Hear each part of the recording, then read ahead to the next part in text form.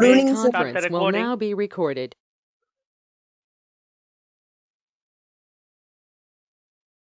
Yeah, good evening, Deepa.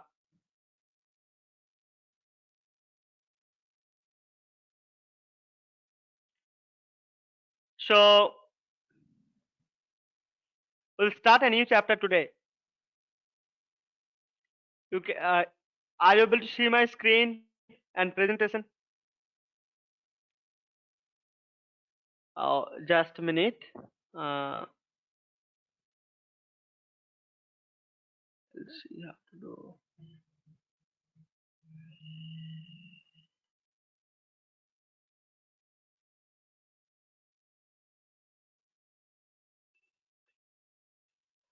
Guna madam, are you able to see my full screen, including our logos and all? Yes, I can see Ram. Both the logos, left hand side and right hand side, both the logos. Yes, I can see. Yes. Okay. This conference will now be recorded.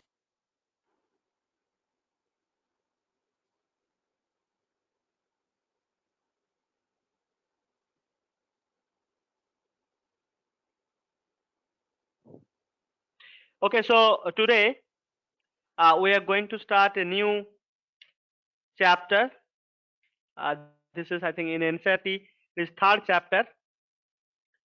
And you look here, this is the topic is today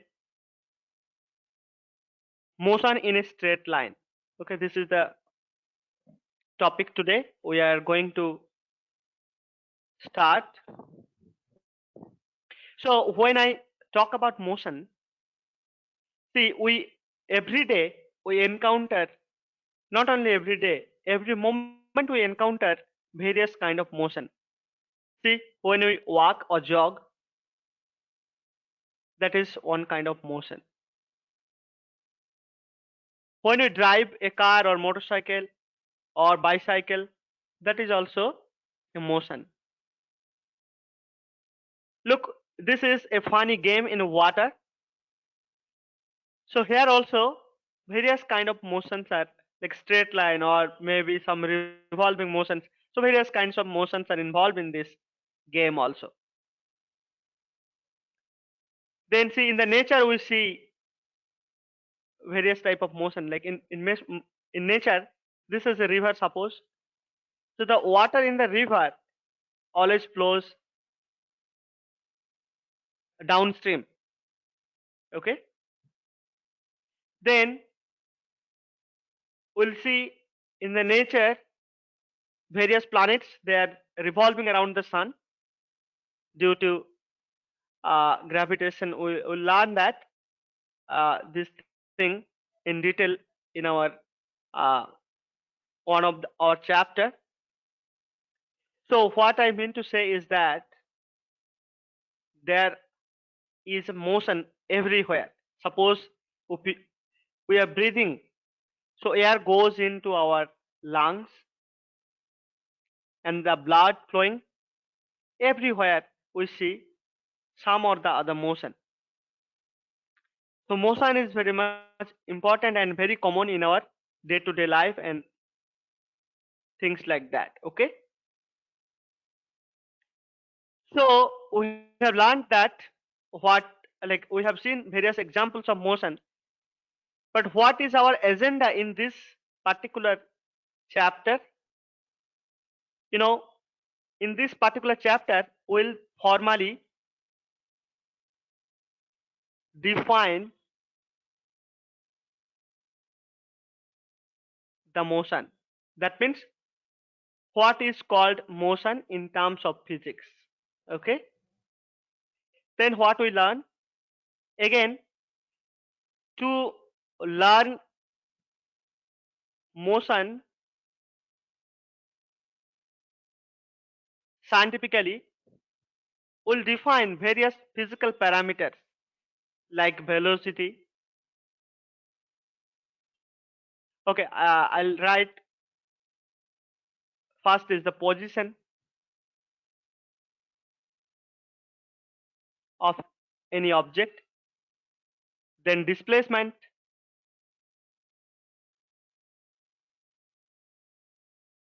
okay, then velocity,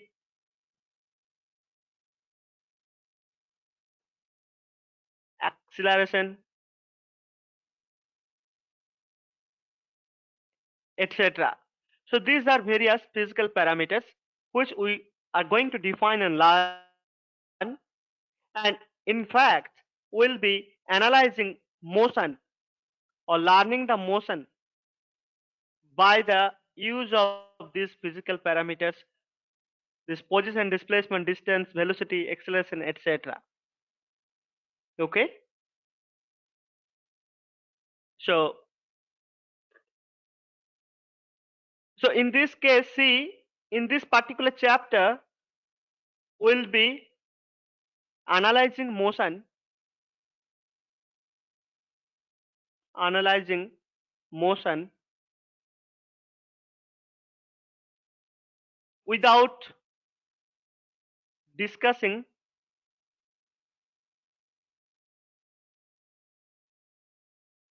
about the cause of motion. Sorry, without discussing about the cause of motion. So what is the cause of motion? You might have some idea. The cause of motion is force. Okay, cause of motion is force. Here in this chapter we'll not discuss about force at all. We'll just discuss various type of motion, basically straight line motion. So what is straight line motion? When the object, any object, suppose a car, okay, car is moving in a straight line in a straight road, that is straight line motion. Athlete is running 100-meter race, that is in a straight line motion. Okay, so this is how, when we'll define what is straight line motion or one dimensional motion. This is called even one dimensional motion. One dimension is sometimes written as 1 capital D, 1D, or sometimes 3D. You might be aware of 3D motion and all those things. So we'll be learning straight line motion, and these are the tools with which we'll be analyzing the motion. But we'll not talk about anything about the cause of motion, which is called force. And this type, see, this branch of physics or this study of physics where we don't discuss anything about the force but we analyze the motion, that branch of physics is called kinematics. Kinematics.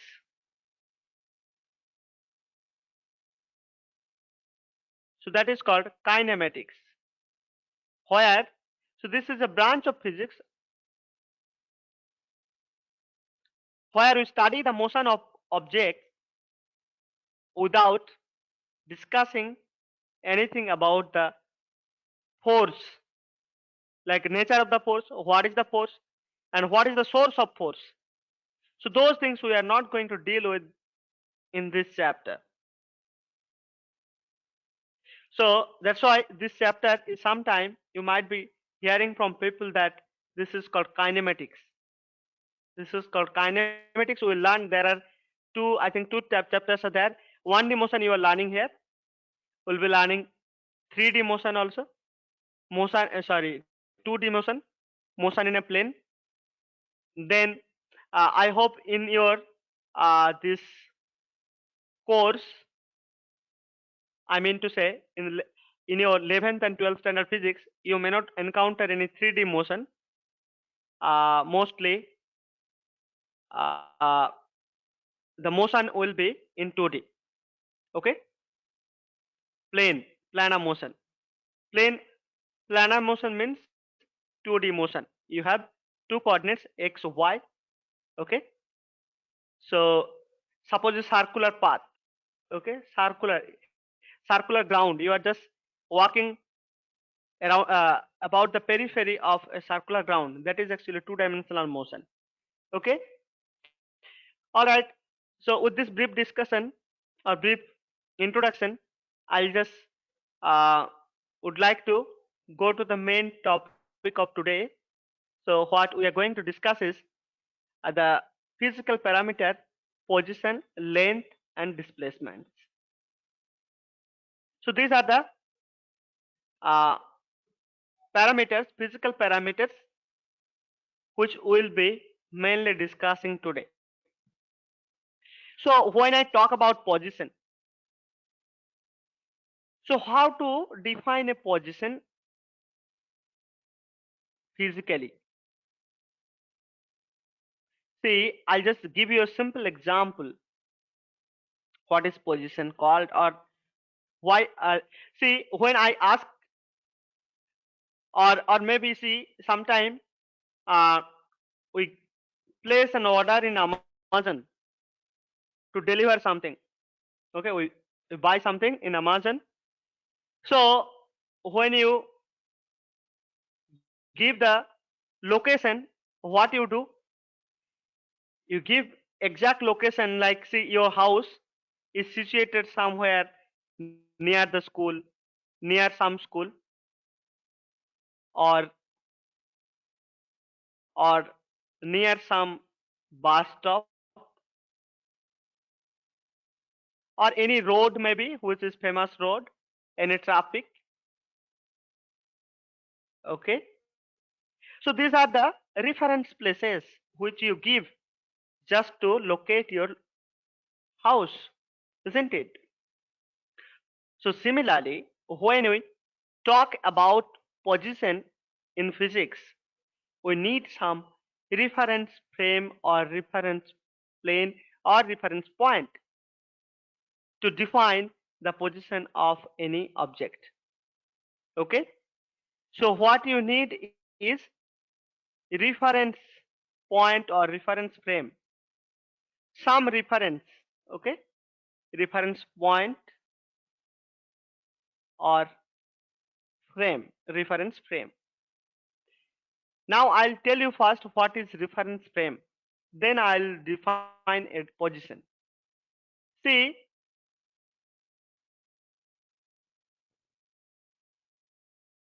in our discussion will be mostly confined with a reference frame called Cartesian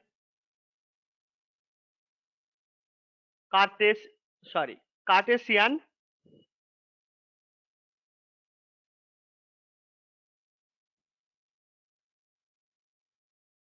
so it is sometimes called rectangular Cartesian coordinate system, rectangular Cartesian coordinate system.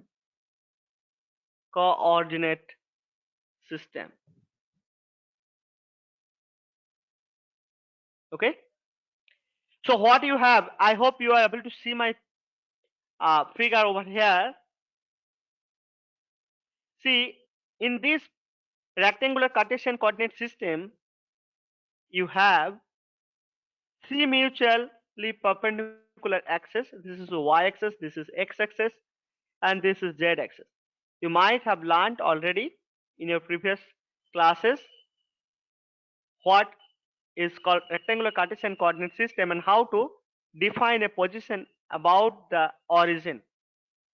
Look, these axes are called coordinate axes. So this x, y, and z, they are called coordinate axes. Okay, and these coordinate axes are mutually perpendicular to each other. That means this angle is 90 degree, this angle is 90 degree, again this angle also 90 degree. Okay, they are mutually perpendicular to each other. Okay, this is mutually perpendicular to each other.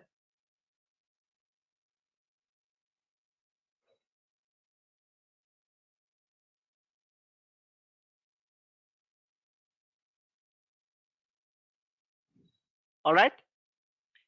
So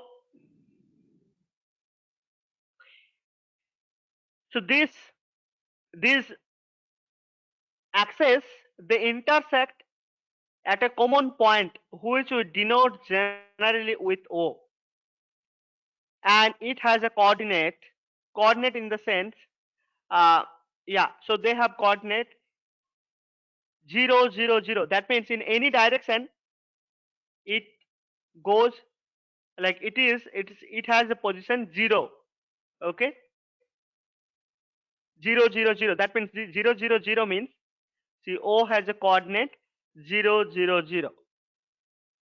Generally in any coordinate system we have coordinates for any position, and we generally denote that coordinate in a first bracket with comma. If you have two coordinates, then like 1 comma another 1.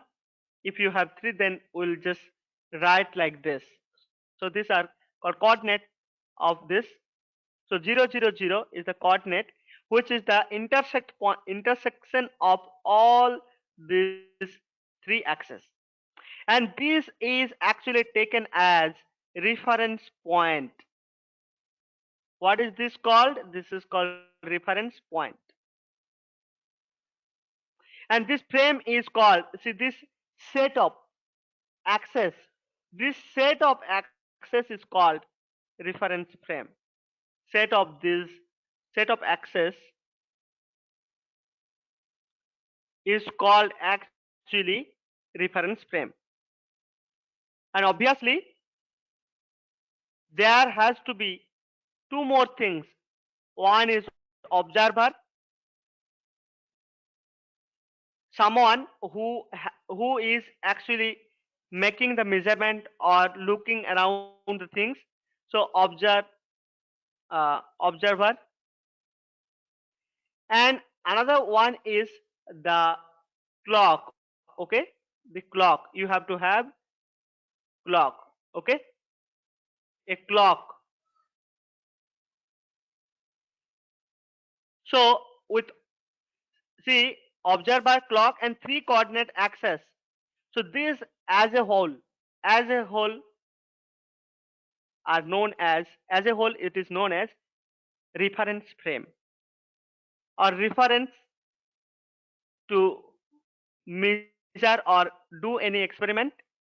And see, if you want to uh, measure a position, or you want to measure the displacement, length, or velocity, acceleration, etc., whatever you do, you have to define everything with respect to this reference frame.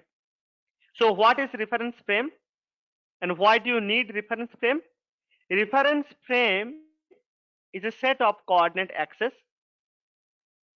and in this case this is actually rectangular Cartesian coordinates where x, y, z, three mutually perpendicular axes are intersecting at a common point. That point is called reference point. So the coordinate axis along with the observer and a clock is called reference frame. Okay, reference frame. So now with respect to reference frame, we can define a motion. We can define a motion with respect to any reference frame. Now look, as I said, with respect to reference frame, or I will say in other way, you have to choose a reference frame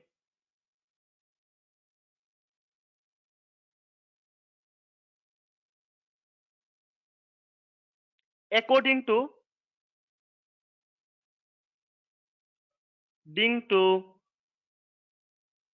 the nature of the motion. Nature of the motion.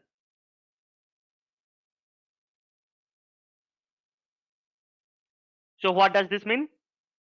This is meaning that suppose a car is just moving or you are just running on a straight line. Okay, That means, okay, before I say that, let me give you some flavor of denoting a position of any point. So this is suppose an object. Okay, this is situated at this point A at any time. This is x coordinate, this is y coordinate, and this is your z coordinate axis.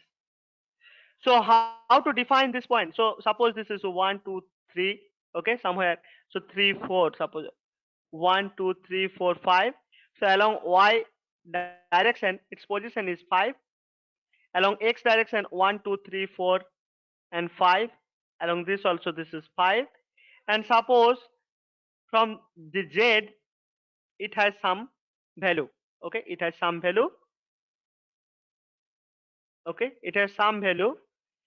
Suppose this is x is 5, y is 5, and this may be 10. Okay, so these are 3 points. So you have to actually see exactly where on your coordinate axis, uh, coordinate system, where the point is situated. Now when we will be discussing vector and all, you can get OA as a position vector, so those things will come later. So this is how you can define position of any object. Okay, so you have to have x coordinate, you have to have z coordinate. This yeah, this is this is a y coordinate, x coordinate, and z coordinate. Okay, you have to have all three coordinates. Okay, so this is how so this is a y coordinate, this is actually z coordinate, this is x coordinate. Okay, this is 5, this is um yeah, so z will be here 5. I'll just, I can just change this.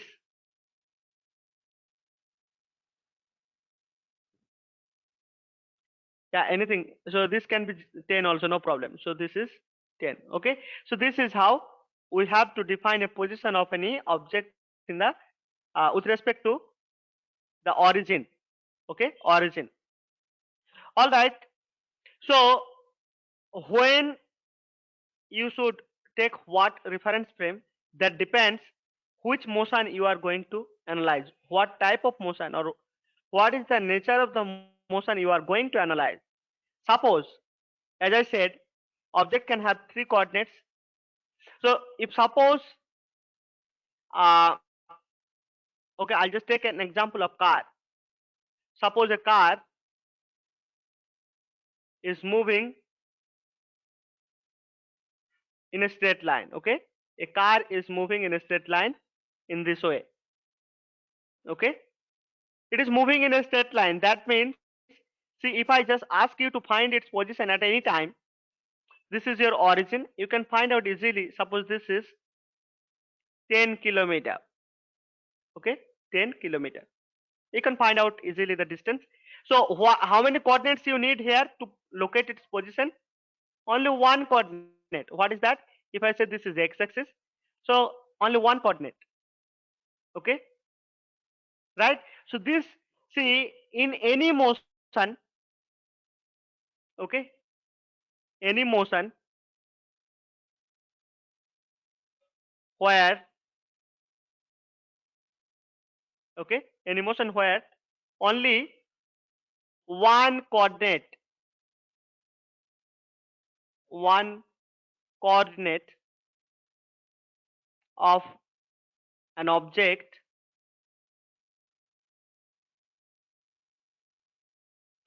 is changing,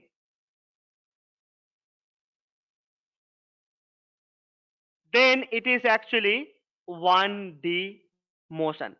Okay, that is called one dimensional motion. What is that called? That is called one dimensional motion. So what is motion? Now we are getting the exact definition.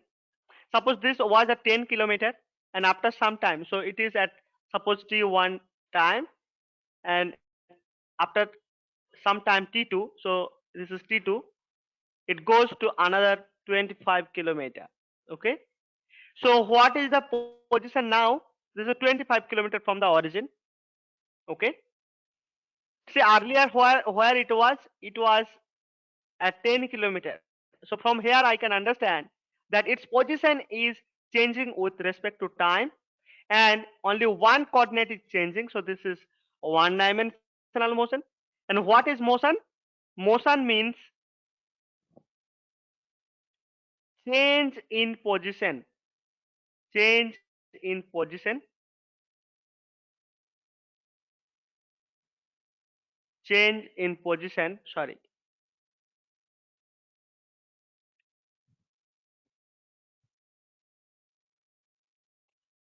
Change in position with respect to time. With respect to time. Okay.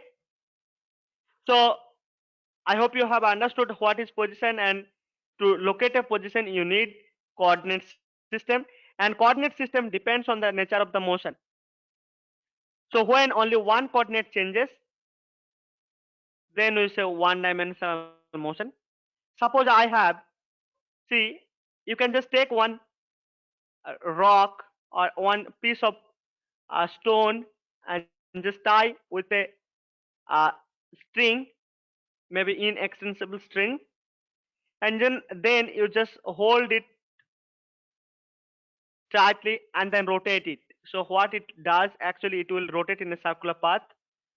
Yeah, so I'll just take a lesser radius, so that,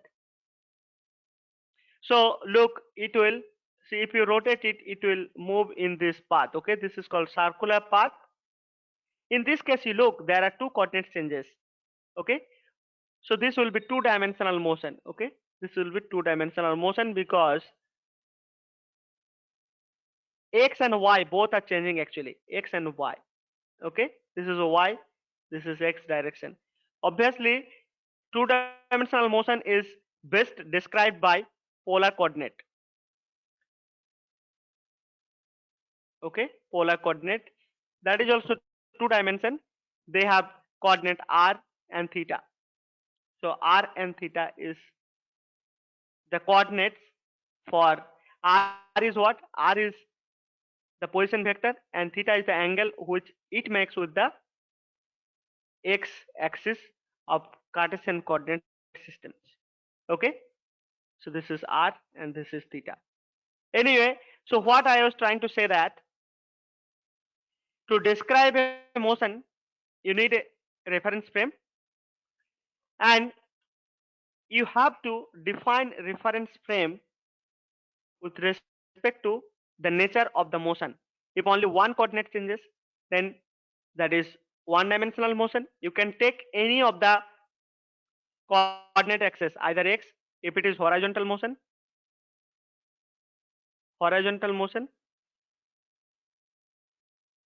okay. So suppose this is the origin, so whatever distance you take, right hand side of the origin will be positive. Okay, and whatever distance or whatever position you take in this side will be negative. Okay, left hand side of the origin is negative. So this is how you can define. If your vertical motion, if there is a vertical motion, you can take y-axis as a, so along with its origin. So this side maybe upside from 0, you can take invariably positive height. Okay, positive height, positive, and downward from the origin you can take as negative. Okay, so this is how for one dimensional motion we'll be defining the motion with respect to only one coordinate system, one dimensional coordinate system, that is the x axis along with its origin. Okay, suppose if I ask you, can you give me an example of 3D motion? 3D motion, what is the example of 3D motion?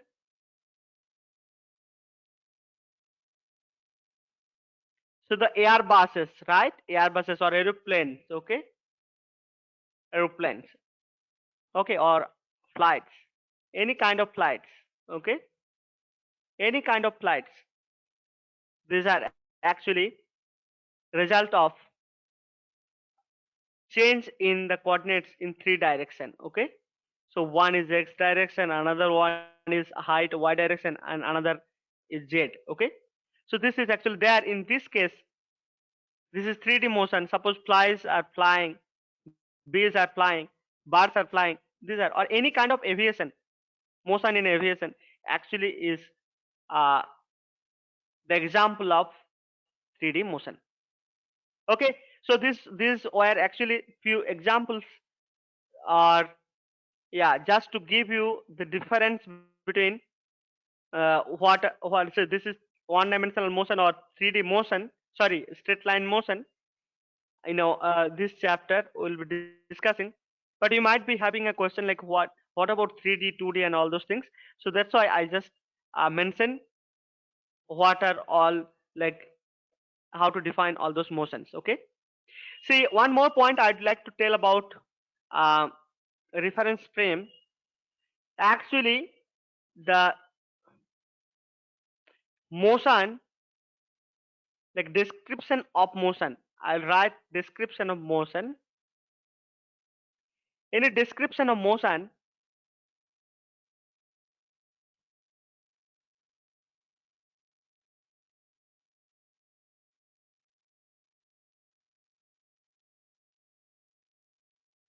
actually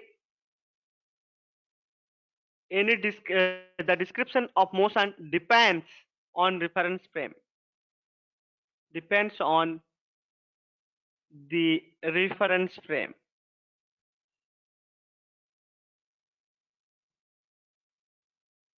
What it means? See, I'll just give you one simple example. See, when we talk about a person moving in a car on a road, straight road. All right, we'll take, see, in this case, when we fix the reference frame on the ground, if this is the reference frame ground, with respect to ground on which the road is there, okay, road or the ground. So with respect to road, the car is moving, right? With respect to road, the car is moving. Okay, but what about uh, if I fix the reference frame, if I fix the reference frame with the person itself who is riding the car? So what will be the state of motion in that case? See, when I say, see, the road is at rest. If this is a road or ground, it is at rest. With respect to this road, the car is moving. Car moving, okay? But what if I fix the reference frame on the car or with the person who is writing? That means with the car itself. Suppose I have the bank cards like that, okay, on top of that. If I fix the reference frame on that, where the car is moving, where the car is in motion or at rest, what do you say? When the reference frame is attached to the person or the object which is moving, then with respect to that reference frame which is attached to the body in motion, with respect to that reference frame, the object is at rest. Okay, object is at rest. If somebody is situating in a car and the reference frame is also attached to the car, then we cannot say, we cannot actually say that the car is moving with respect to that reference frame, because the reference frame is also moving. Will not say so with the same velocity, the reference frame also will be moving, okay, with the car. So in that sense, with respect to the reference frame which is attached to the car is not in motion, that is at rest. Okay, but with respect to the ground or the road, the car is in motion. So do you understand this statement? The description of motion depends on the reference frame. Okay, anything, whether it is at rest or at motion or in motion, that depends on the reference frame you take. According to the reference frame, the description of the motion will change. Anyway, I have spoken enough. Now what I'll do, I'll just formally define what is position. See, I'll just see, in this case it is straight line motion, so I'll be taking one dimensional uh, motion here, 1D motion. Suppose a simple example, a car is moving. So the car is moving from O. So point O, I hope you are able to see my screen. So the car is moving from this origin. Suppose this is x-axis, and starting from the origin it is moving. It is going directly.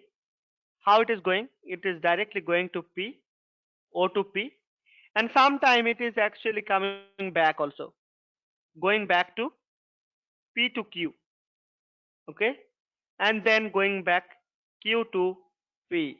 Sorry, Q to O, the origin from where it started its motion. Okay, all right. So in this case, if you can see the figures over here, O to P. So what is the position of the object at P? We have to say that the object is, so object is at, see, OP, this is the actually, sorry, the position of the object is at 360. So position P is actually 360 in the positive x direction. Okay, it has a position coordinate 360 meter. It is, see, from origin it is at 360 meter. What about the position of the Q? It has position coordinate plus 250 meter. This is with respect to again origin. And what is the position coordinate or position of the object which is situated at R? It has position minus 120 meter. That means it is on the left hand side of the origin, and it is 120 meter, at 120 meter distance from the origin. Okay, so these are the positions. All right, I have got the position. And what is the position of O? It has 0 position, 0 meter. All right, it has 0 meter. Now I'll define what is called path length. So we have learned what is position. Now let me talk about path length.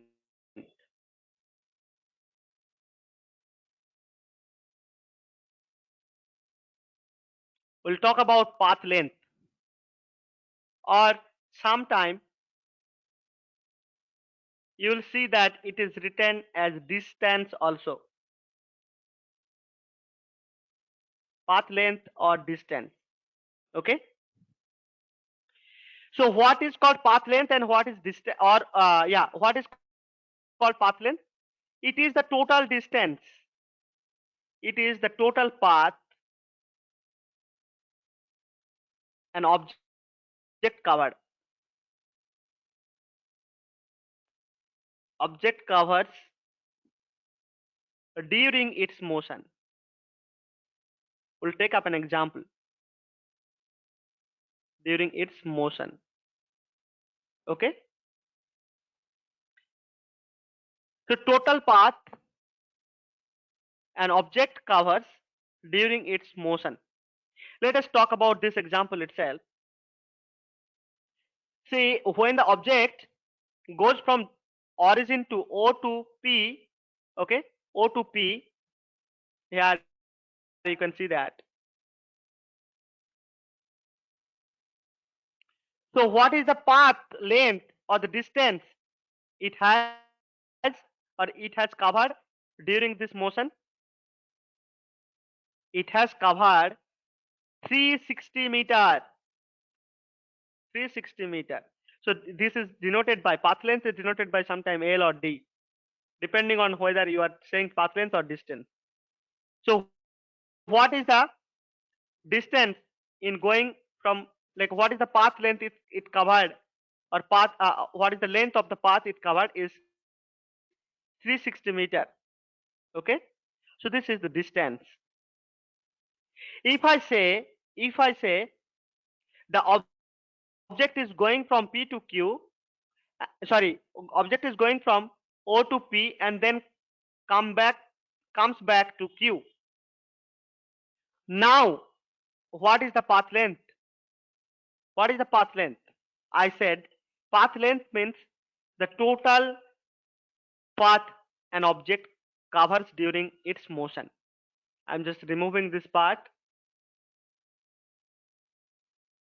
Okay, so the question is, when an object goes O to P, I know the distance is 360 meter. But when the object goes like this, O to P, and then comes back to Q, then what is the path length? In this case, look, the object is first going 360 meter, and then it is actually coming back up to here. So this is again 120. This is again 120. Okay, so this is 120. PQ is 120 path length. So it will be added with this. Okay, so path length L will be, in this case, path length L will be COP path length plus path length of PQ. Okay, that means this will be 360 plus 120 meter. So it will give you 480 meter. Okay, this is called path length. So what do you see over here? This is a simple number. This is simply a number. It doesn't have any sign, etc. It doesn't have specific direction, etc. So this path length is a number, and it is always additive.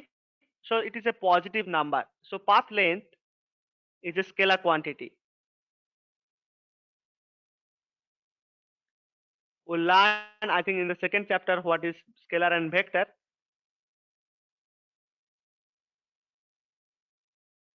Path length is a scalar rashi, scalar quantity. Okay, scalar quantity.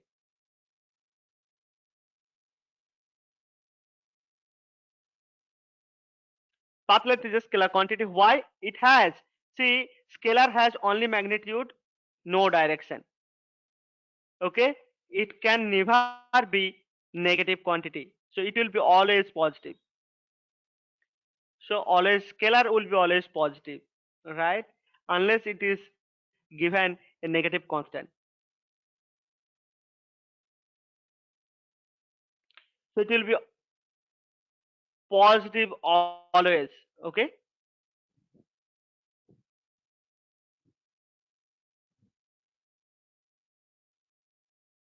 All right. So we have learned what we have learned. We have learned position. We know we need a reference frame to locate a position. We have learned Cartesian coordinates. There are mutually perpendicular axes, and we can define position with respect to the origin. That also we have learned. We have learned what is the use of reference frame, and also how description of motion changes with respect to the choice of reference frame. That also we have learned. Now we have learned what is called path length or distance. So it is a scalar quantity. It is the total length of the path any object travels during its motion. So that is called path length. Now we'll see what is called displacement. So path length was a scalar quantity. It has only positive magnitude. It doesn't have any direction. Okay. Now we'll learn what is called displacement. Okay. Just before that, I'll just do one thing. I'll increase the size of this. Okay. So that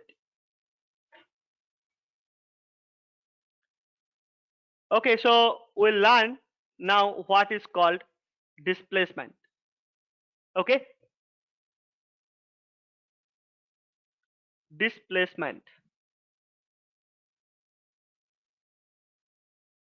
We have already learned distance. Now displacement is actually called, actually it is defined as change in position. Change in position during the motion of the object. During the motion of the object. What is the change in the position? I'll just take up, so let me just write the mathematical expression for this displacement. So it is denoted by delta x. Okay. Suppose at any time t, object has a position. Suppose t1. I will take t1 position x1. Okay. At any time, okay, I'll write in either way. At any time t1, an object has a position x1. Okay. At any time t2, the object has position x2. Then what is the time interval and what is the difference between the position? The position difference between the position is x2 minus x1. So this is called actually displacement.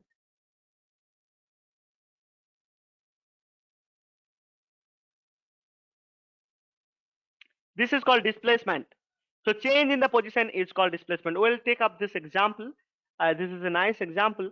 So I'll just clean this portion and see. I'll just write the definitions mathematically somewhere, and then I'll just discuss this.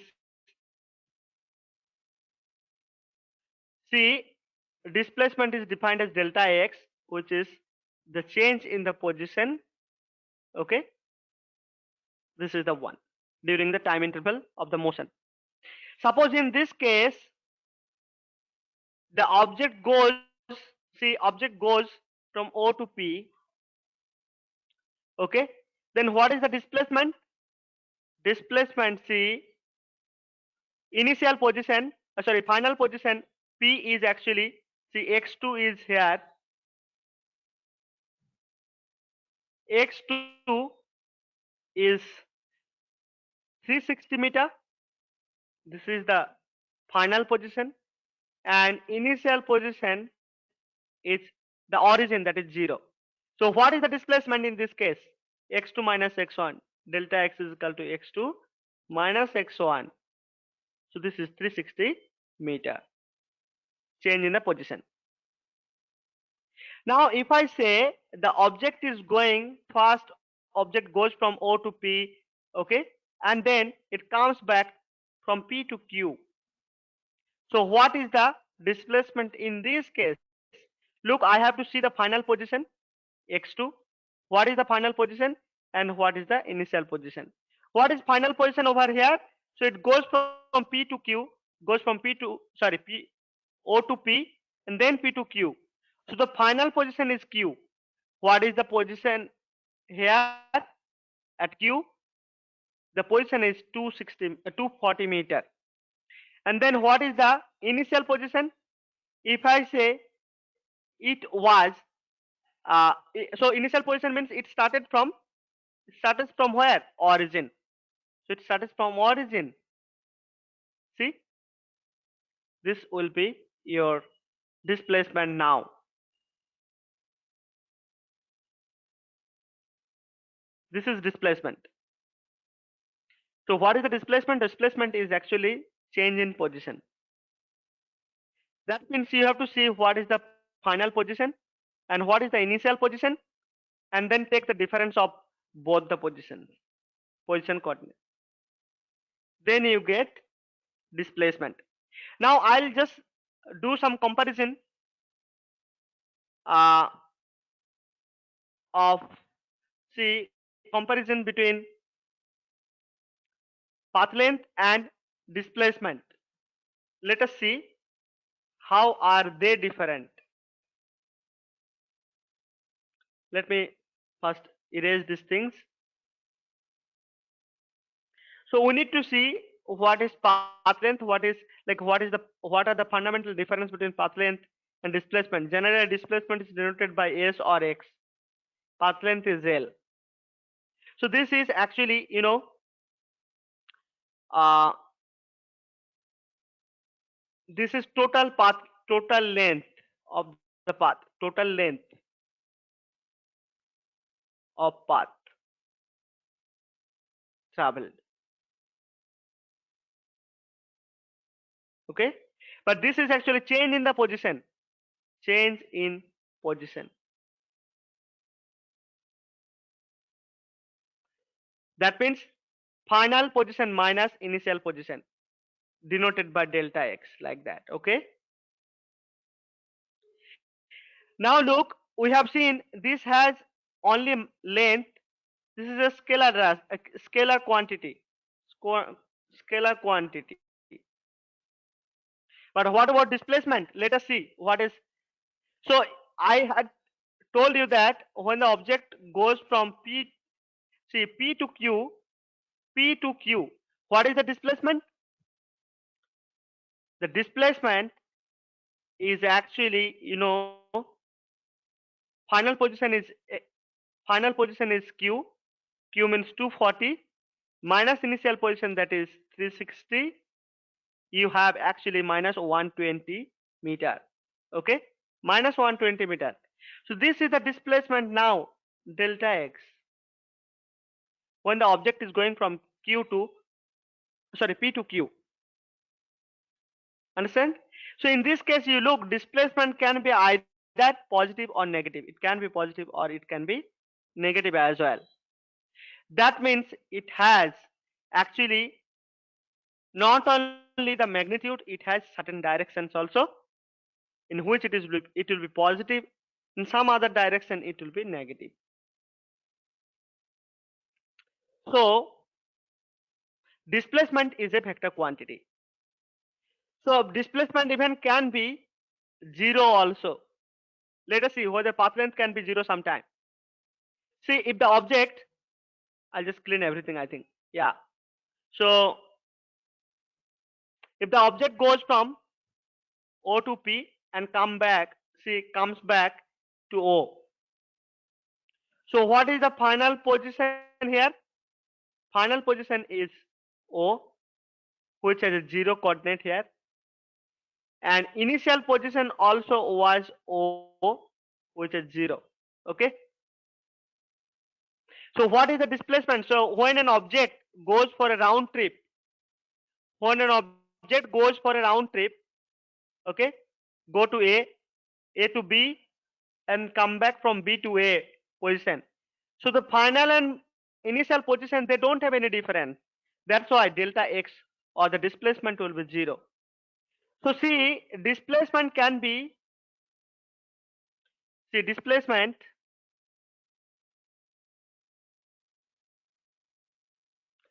it can be either zero or positive or negative. It can be anything. So that's why it is called a vector quantity. So we have seen the displacement is zero because initial and final positions are same at O. We have started from initial position O to P, and then we come back from P to Q. So that's why there is no difference between the initial position and the final position.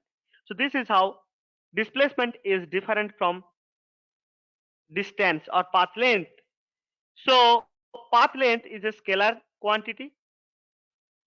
It has only magnitude. This is actually a vector quantity.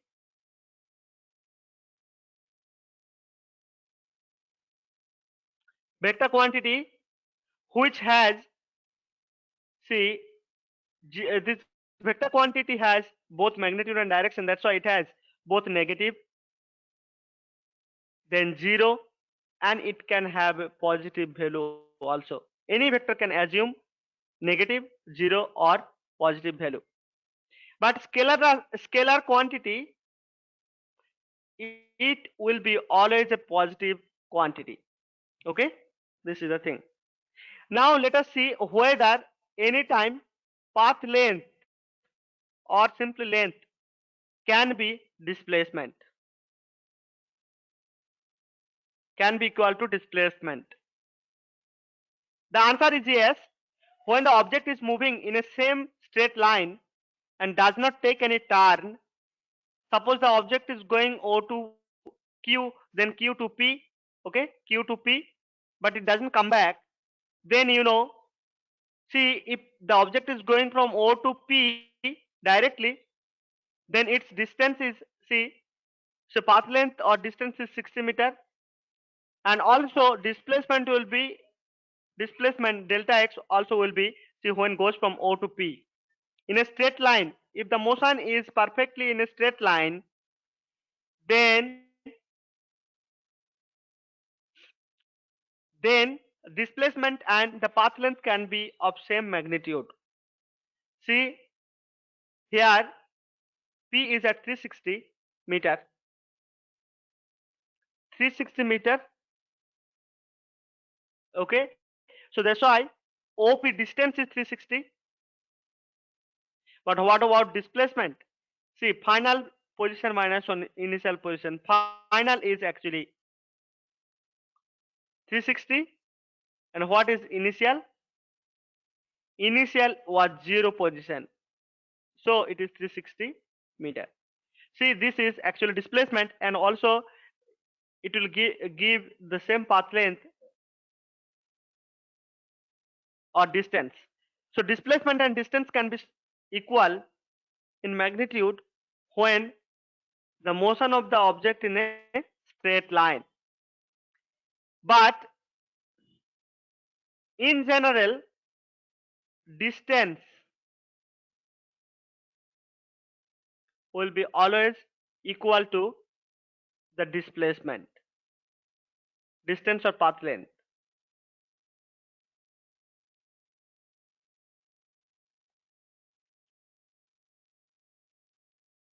If I give you one example, you can understand this. See, if I go from O to P and then come back to Q, O to P and P to Q, see, path length will be this plus this, so 480 meter. But what will be the displacement? See, O to P, P to Q, path length is actually, or distance is actually 480 meter. But what is the displacement? Displacement is only 240, so it has to be calculated this one, 240 meter, so which is half of, actually the double of this, so the distance is double of the displacement here in this case. So it can be equal, greater or equal, so it can be equal, so distance can be equal to displacement, or it is greater than displacement. So I think I'll stop it here with this. Next class, Deepa will talk about the rest of the things. So we have to discuss position, length, and displacement, and what is the fundamental difference between the displacement or displacement and distance or path length. So these are the things we have discussed. We'll stop it here. Next class will be learning what is called velocity, acceleration, and then we'll be deriving few interrelation in future classes. What is the relation between position, displacement, and velocity, and with velocity what is the relation between acceleration and other things. Okay, so those things we'll be learning slowly with various numerical example, etc., to make you understand properly. So I'll stop it here today. Okay, so Yeah. So bye for today. We are meeting on again next Tuesday. Okay.